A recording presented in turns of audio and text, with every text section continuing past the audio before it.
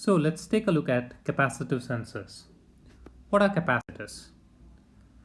Capacitors are essentially devices that store electric charge. A capacitor is essentially made up of two parallel plates separated by a dielectric, which has, say, a thickness of D.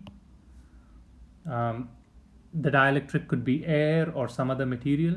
The area of the plates is usually denoted A. So the capacitance is given by the equation on the slide.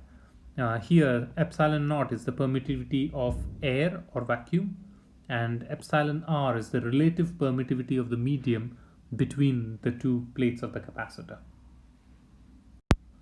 We can increase the capacitance by actually, instead of just having one set of parallel plates opposed to each other, we can put many plates here, and this increases the capacitance by a factor of n-1. Essentially what this is doing is it is putting many different capacitors in parallel. So how do we make sensors from capacitors? The idea is fairly simple. What we can do is we can change either the area, or we can change the distance between the plates, or we can change the dielectric constant, and each of these changes gives you some kind of sensors.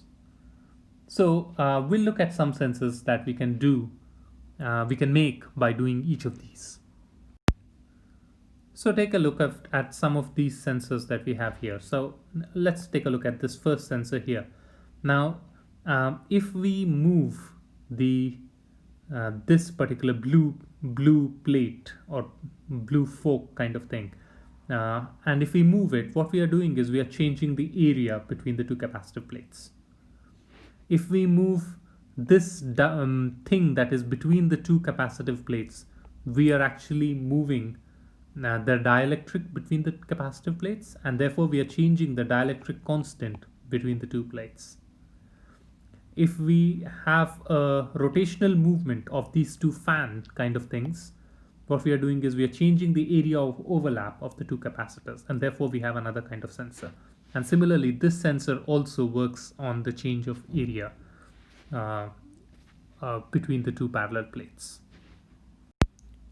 One simple example would be using a capacitive sensor to measure temperature. Think of a thermometer which has a mercury column, and outside the glass of the thermometer you put a tin foil. So this mercury column and this tin foil act like two plates of a capacitor, with the glass in between acting as a dielectric.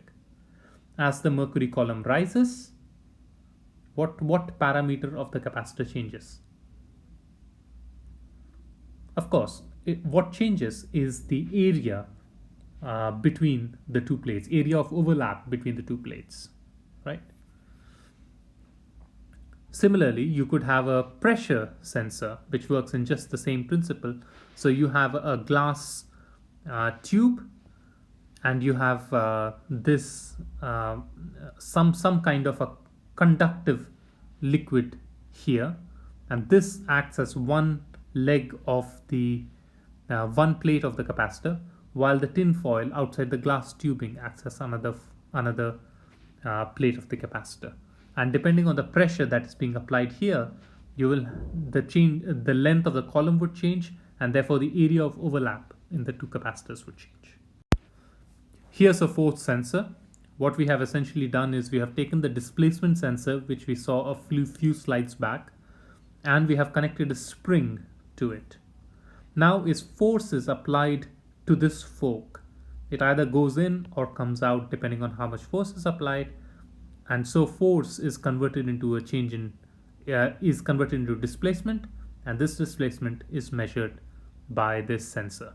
So this sensor essentially responds with a change in capacitance as a response to a change in force.